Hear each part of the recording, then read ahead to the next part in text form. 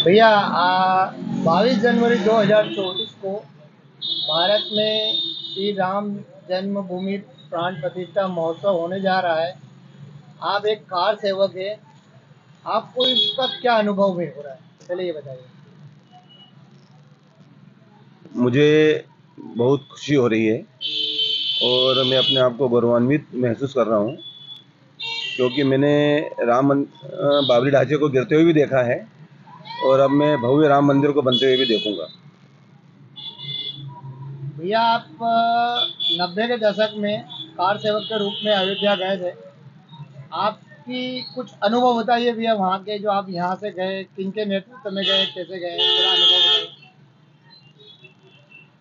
हम धार जिले से थे और धार जिले में कुक्षी से हम जो है रमेश दादा डोंगरवाल के नेतृत्व में और हमारे प्रिय मित्र ज्ञानू जी सोनी, जिनका स्वर्गवास हो गया है, ऐसे लोगों के नेतृत्व में जो है हम यहाँ से निकले थे। और हमारे ज़िले का जो नेतृत्व था उस समय हमारे रमेश दादा डोंगरवाल कर रहे थे और हमारे साथ काफ़ी कार सेवक थे और हम सभी मिलकर के इंदौर से बाई ट्रेन से निकले थे। और बाई ट्रेन से निकलने के बाद हम लोग सतना पहुँचे थे और वहाँ सरस्वती शिशु मंदिर में रात्रि विश्राम करने के बाद सवेरे हम चित्रकूट निकले थे।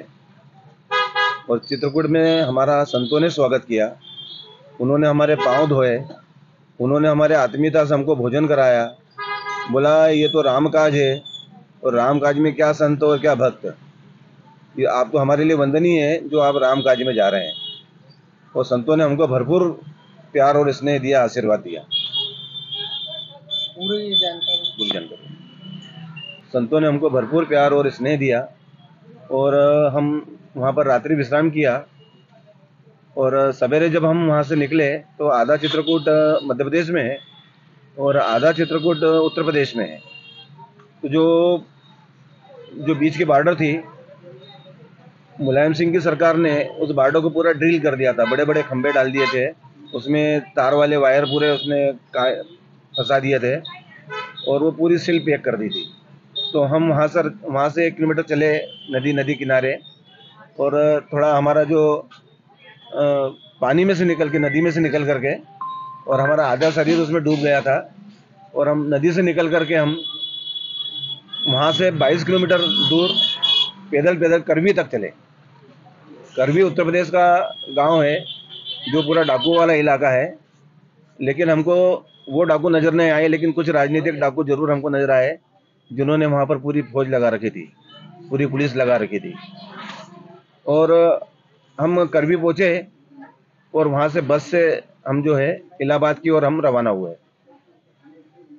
और इलाहाबाद की ओर रवाना होने के बीच में हमारे बहुत सारे कार सेवक अरेस्ट हुए और जो हमारा स्थान तय था, नियत स्थान, हम उस स्थान पर पहुँचे और वहाँ पर हमारा एक ये सफ़र जो है वहाँ तक इलाहाबाद तक का ख़त्म हुआ। इलाहाबाद में जाने के बाद हमने वहाँ देखा कि बहुत से परिवार सपरिवार आए हुए थे, उनकी बहुएं भी आई थी, बेटी भी आई थी, छोटे बच्चे भी आए थे। उनको देख करके हम हतप्रभ हो गए कि इतने बड़े मिशन में देखो सपरिवार आ रहे हैं राम भक्ति के लिए।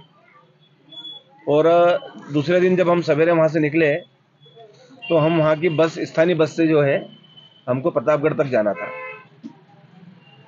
तो रास्ते में जो है हम निकले, पुलिस की चेक पोस्ट जारी थी, जगह जगह पुलिस चेक कर रही थी।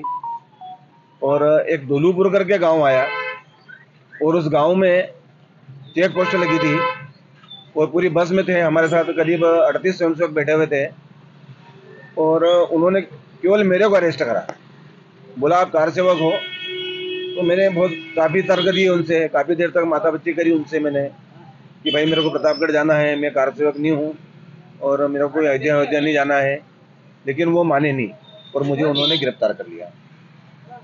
और गिरफ्तार करने के पश्चात मेरे पास कुछ भी पैसा नहीं था जेब में, फिर भी मैंने कंडक्टर से ज़बरदस्ती करके उससे 100 रुपये लिए और वो बस आगे निकल गई। मैं अगर मेरे किसी साथी से पैसे मांगता तो वो भी अरेस्ट हो जाते और उनका भी रामकाज मेरे साथ वहीं रुक जाता। इसलिए मैंने कहा कि तुम तो निकलो। और उस समय मेरी 22-23 साल की उम्र थी, लेकिन मन में जोश और जुनून था, राम जी का आशीर्वाद था और मैं वहाँ अकेला उतर गया। अकेले उतरने के बाद वहाँ आधा घंटा बैठा ही था कि तमिलनाडु से कार सेवकों की गाड़ी आई, बस आई, और वो पूरी बस को उन्होंने अरेस्ट कर लिया और वो पूरी बस में मुझे डाल दिया। अब डालने के पश्चात वहाँ पर मेरे को एक भी हिंदी भाषी नहीं दिखा, न उनकी भाषा समझ में आए, और वो बस जो है रास्ते भर में जेलों को तलाशती हुई चली गई। जहाँ भी वो बस वाला, पुलिस वाले पूछते हैं कि भाई हम कार सेवकों को लेके आए हैं, तो सबका एक ही जवाब मिलता था कि भाई यहाँ पर जो है जेलें सब भरी हुई है, इसलिए आपको आगे जाना है। ऐसे करते करते वहाँ से करीब 300 किलोमीटर दूर हम कानपुर पहुँच गए, और रात्रि को 12 बजे कानपुर से पुलिस वालों ने फ़ोन किया फर्रुखाबाद, वो जो सेंट्रल जेल है, तो बोले आप एक काम करो, सेंट्रल जेल में आ जाओ, आपको यहाँ पर जगह है। तो वो गाड़ी का चलने का उसने मन बनाया कि बोले ठीक है हम आ रहे हैं। लेकिन इस बीच में मेरे मन में विचार आया कि अगर मैं सेंट्रल जेल में पहुँच गया तो निश्चित रूप से मैं सबसे आखिरी में छूटूंगा। अस्थायी जेल में तो अपन कहीं भी भाग जाएंगे करके न, तो मैं पीछे कांच फूटा हुआ था, उस कांच में से मैं निकल करके धीरे से निकल आया रात को अंधेरे में, और वो बस आगे निकल गई और मैं झाड़ी में से निकला जहाँ छुपा हुआ था। तो प्रभु का कुछ चमत्कार हुआ, कुछ ऐसा हुआ कि मेरे पीछे एक व्यक्ति और खड़ा हो गया। तो मैंने उससे पूछा कि भाई तू यहाँ कैसे आ गया है, कौन है तू? तो बोला यार मैं जो है आपको उतरते हुए देखा तो मैं आगे बैठा था, तो मैं भी आपके पीछे निकल आया। मैंने कहाँ रहता है भाई? तो बोले मध्य प्रदेश के बदनावर का रहने वाला हूँ। तो मेरे मन में एक अपूर्व जोश, उत्साह, जुनून आया और भगवान का ध्यान आया कि देखो विपरीत परिस्थितियों में भी जो है भगवान अपने भक्तों का कैसे साथ देते हैं। और मैं अब एक से भला दो की स्थिति में आ गया था, और हम दोनों पैदल पैदल फिर चले, और कानपुर रेलवे स्टेशन से फिर हम वापस इलाहाबाद पहुँचे। इलाहाबाद में रात्रि विश्राम करके फिर वापस जो है अयोध्या जाने के लिए हम तैयार हुए। अब हमारे मन में सतर्कता का भाव था, अब हम काफ़ी सतर्क होकर के जा रहे थे। अब शहरों की बजाय हम गाँव में जाना हमने उचित समझा, और गाँव के बहुत सारे लोगों ने हमको सहयोग करा। किसी ने हमको रात्रि विश्राम कराया, किसी ने हमको भोजन कराया, और जो मेरा 100 रुपया था वो मेरी जेब में यथावत था। बाकी लगातार मैं चलता रहा, 15-20 किलोमीटर मेरे को पैदल भी जाना पड़ा, और ऐसे करके मैं 29 तारीख की शाम को अयोध्या पहुंच गया। धीरे धीरे छुपते हुए मठ में पहुंचा, क्योंकि उस समय तो वहाँ सैकड़ों हजारों पुलिस वाले जो थे बहुत आक्रामक मुद्रा में दिखाई दिए, और पूरा अयोध्या जो था एकदम अंदर के अंदर जो था, ऊपर से तो खामोश दिख रहा था लेकिन अंदर के अंदर सुलग रहा था। और मैं भी उस मठ में पहुंचा। मठ में 400-500 पहले से कार सेवक थे। उन सबको देख करके मेरे को बहुत जोश आ गया, और दूसरे दिन जो है 12-1 बजे कुछ शंखनाद हुआ, और तेजी से सारे जितने भी जिधर जिधर जो छुपे हुए कार सेवक थे वो जय श्री राम, भारत माता की जय, वंदे मातरम ऐसे नारों के साथ निकले, और बहुत सारे जो मेरे साथ में थे वो गुम्बद पे चढ़ने लगे।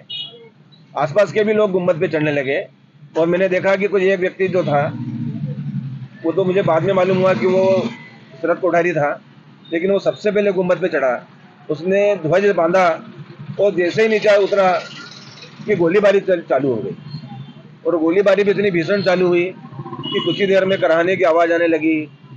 मृत्यु होने की कई लाशें हमने हमारे सामने देखी, कई लोगों को घायलों को देखा, कुछ घायलों को पकड़ के हम हमारे मठ में लेकर के आए, और हम भी मतलब प्रभु कृपा से किसी तरह से बचे। चाह तो यही थी कि राम जी के लिए जो है अपना जीवन दान कर दें, लेकिन प्रभु की इच्छा होगी शायद, और गुलामी के दास्तानों को मुक्त कराना है, इसलिए हमको रख रखा होगा। इसलिए हम जैसे भी जैसे बचे, वहाँ पर 2 दिन छुपने के बाद फिर हमको जो है प्रशासन ने जो है कुछ ठंडी मुद्रा में आई होगी तो हमको निकलने का अवसर दिया, और जैसे तैसे करके हम प्रतापगढ़ पहुँचे, और प्रतापगढ़ से इलाहाबाद पहुँचे। इलाहाबाद में वहीं स्थान पर रात्रि विश्राम किया, और दूसरे दिन जो है मैं भोपाल की तरफ आया, और भोपाल से मैं जो कुक्षी और अलीपुर की जो बस चलती थी, उस बस में मैंने निवेदन करा कि भाई मेरे पास पैसा नहीं है, मेरे को तो कुक्षी तक अगर ले जा सकता है तो ले जा, मैं कार सेवा से आ रहा हूँ। तो उस भाई ने भी मुझे जो है कुक्षी तक ला करके खड़ा कर दिया। और जब मैं कुक्षी आया तो सारे लोग, मैं पैदल पैदल आ रहा था, सभी लोग मेरे को आश्चर्यजनक मुद्रा से देख रहे थे।